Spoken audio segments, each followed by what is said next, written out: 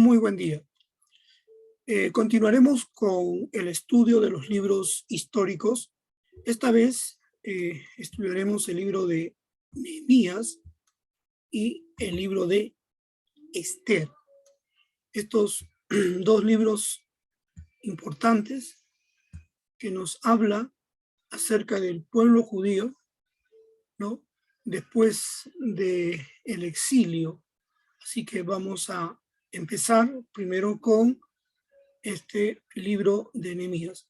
Bien, sobre el propósito de esta sesión, queremos señalar que el alumno va a poder conocer aspectos importantes de los libros de Nehemías como el de Esther. En primer lugar, en el libro de Nehemías podemos señalar lo siguiente, ¿no? Que este libro fue escrito en el idioma hebreo. Ahora, en cuanto al autor, probablemente quien haya escrito este libro haya sido el sacerdote Esdras, aunque la mayoría cree que este libro fue escrito por el mismo Nehemías, por lo menos una parte del libro. Y como les decía al comienzo, la fecha en que este libro fue escrito es en el post-exilio, después del exilio. Estamos hablando años después que estuvieron 70 años cautivos en Babilonia y Persia. Como podemos ver en la imagen, ahí está Nehemías, que tenía una importante función en el palacio de este rey.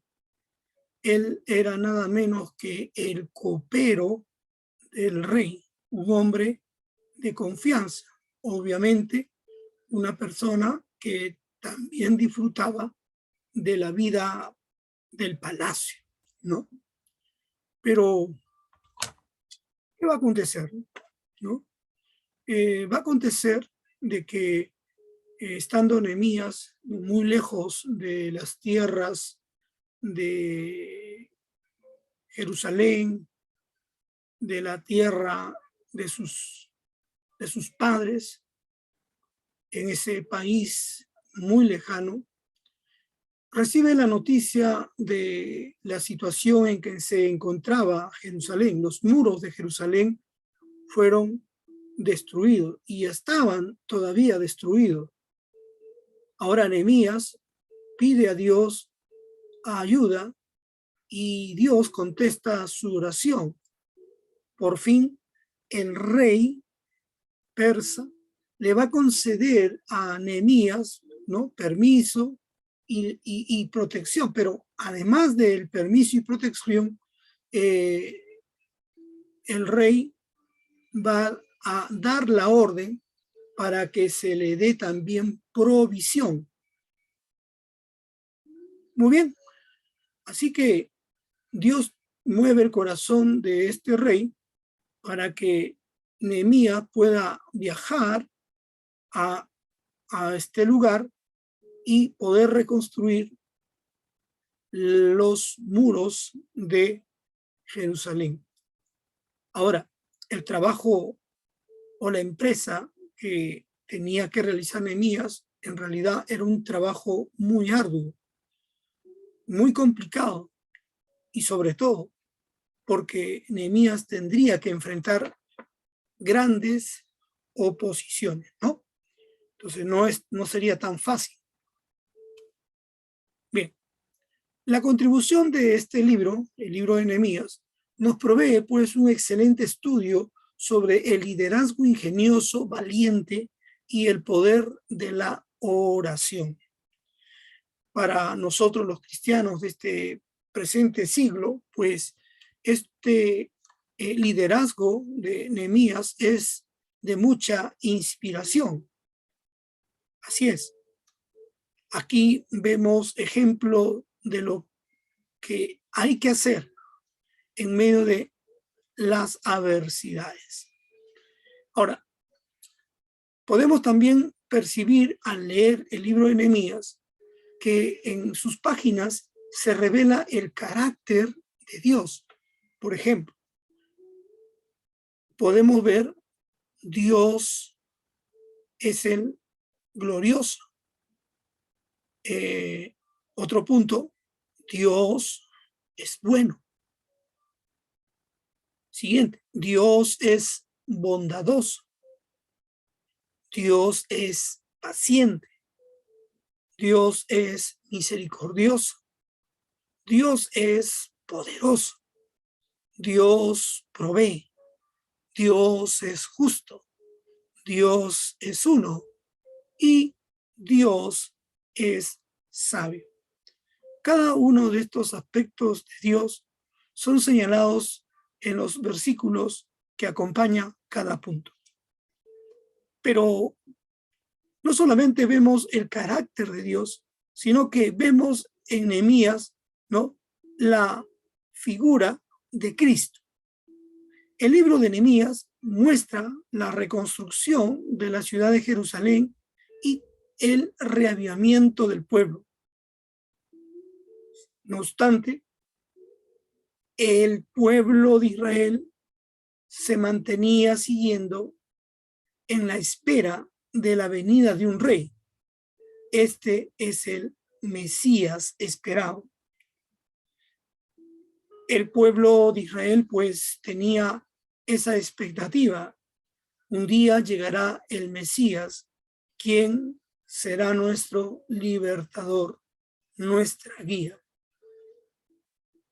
Años después, o muchos años después, Jesús, frente a Poncio Pilato, es interrogado y Poncio Pilato le dice o le pregunta: ¿eres tú el rey de los judíos? Esta pregunta tiene que ver justamente con lo que los judíos, ¿no?, tenían como esperanza de su libertad o esperanza de su liberación. Ellos esperaban a un Mesías libertador. Y por allí se decía que este Mesías era nada menos que nuestro Señor Jesucristo. No obstante, sabemos que cuando Cristo vino para dar libertad, pero más que hablar de libertad política, es referirnos a la libertad espiritual, ¿no? Como él mismo dijo: si el Hijo os libertare, seréis verdaderamente libres. Sí. Continuemos ahora con el libro de Esther. Una interesante historia, muy conmovedora, por supuesto, ¿no? ¿Quién lo escribe? No lo sabemos, es un libro anónimo, ¿sí? No sabemos, hasta el día de hoy hay mucho debate sobre quién escribió este libro. Pero la fecha debió ser escrita poco después del 465 a.C., cerca del fin del reinado del rey Jerjes. Ahora, el marco histórico. Vemos, ¿no?, que el pueblo judío había sido esparcido a través del mundo antiguo después del exilio babilónico. Esto es lo que nos presenta el libro de Esther. Hay muchos judíos que aún no habían retornado y que estaban dispersos todavía, ¿no? Ahora, cuando derribaron a los babilonios, los persas permitieron a los judíos regresar a su tierra natal, pero aún miles de judíos quedaron en Persia, y justamente este libro, el libro de Esther, se desarrolla en ese contexto, ¿no?, de los que quedaron todavía en Persia. Muy bien. Acciones principales que se muestra en el libro. Hay un personaje maligno, un personaje que podríamos decir enemigo, ¿no?, llamado Amán, el amalecita. Este Amán era el primer ministro del rey era un hombre de confianza y de suma importancia para el reino. No obstante, este Amán era enemigo del pueblo judío. No solamente odiaba al pueblo judío, sino que anhelaba exterminarlos, ¿no?, de todo el imperio. Y ante este enemigo también surge un personaje que va a ser nada menos que el judío Mardoqueo. Sí, este Mardoqueo, ¿no?, en una oportunidad fue quien descubrió un complot para destruir al rey, y Mardoqueo dio aviso para que esto no sucediera. Así que Mardoqueo salvó la vida del rey. No obstante, no se le había reconocido por ese acto de fidelidad al reino. Bien, sabemos que el pueblo judío se encontró en extremada situación de peligro, ya que Amán había hecho un plan para exterminar a todos los judíos en todo el imperio. Sí, esto iba a acontecer, y aún Esther podría haber sido la víctima de este plan siniestro, ¿no? ¿Y por qué? Porque Esther era descendiente judío. Entonces, este secreto de Esther no lo sabía nadie excepto su tío Mardoqueo, ¿no? Bien, ¿qué pasó? Que Amán, el enemigo de los judíos, había también preparado una horca, ¿no?, para nada menos para el judío Mardoqueo, ¿no? Pero todo se le volteó, como dice, ¿no? Se le volteó el plato, ¿no? ¿Por qué? Porque Amán terminó, ¿no?, siendo colgado en la horca que él había pensado para Mardoqueo, ¿no? Ese día en que el pueblo judío iba a ser exterminado, ese día que era un día de, gran lamento, porque se esperaba la muerte de todos los judíos en todo el imperio. No obstante, los judíos se defendieron y le dieron la vuelta, ¿no?, al plato, como dice, ¿no?, y lograron vencer. Por eso esta fecha se le ha llamado la fiesta de Purín, en recuerdo de la liberación que Dios dio al pueblo de Israel. El mensaje central de este hermoso libro es mostrar la acción salvadora de Dios en favor del pueblo judío, muy bien representada por personajes humanos y circunstancias, ¿no? Además, aquí se resalta la fiesta de Purim. Perfección de Dios que presenta el libro. Es interesante que en toda la página de este libro no se menciona el nombre de Dios, no se menciona a Dios explícitamente.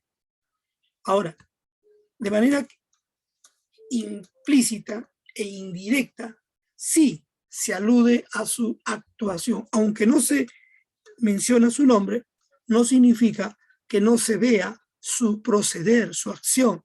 Y el libro de Esther muestra esa preciosa manifestación de el obrar de Dios a favor del pueblo.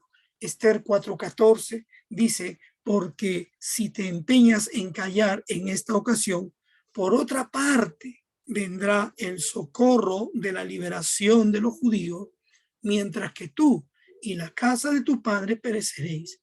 quién sabe si precisamente para una ocasión semejante has llegado a ser reina. Estas fueron las palabras que Mardoqueo le dijo pues a Esther, ¿no? Esther ya habiendo sido instalado como la reina, ¿no? Mardoqueo pidió que Esther intercediera, ¿no? Por el pueblo de Israel.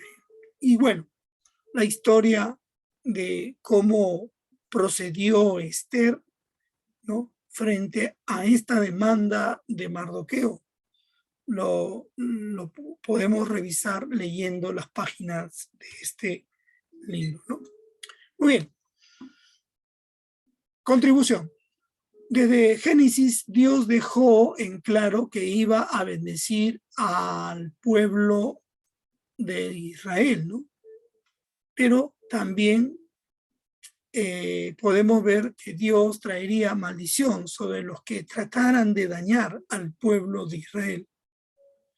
Ahora, Esther muestra una vez más que podemos confiar en qué o en quién es nuestro Dios. Sabemos que Él obrará según su propósito, ¿no? Obrará su propósito final, este propósito de redención de nuestra vida. Así como Dios liberó a Israel de esta muerte segura, Dios también nos libra a nosotros de cualquier condenación.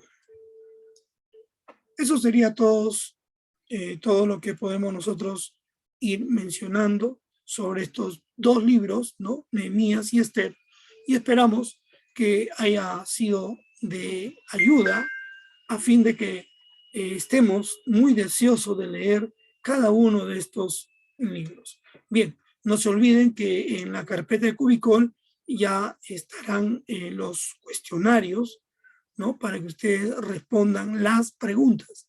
Y de esa manera vamos viendo, ¿no? Quiénes están entendiendo, comprendiendo, ¿no? El mensaje, la lección que hoy hemos dado. Muy bien, chicos, Dios los bendiga. Nos vemos. Hasta la próxima.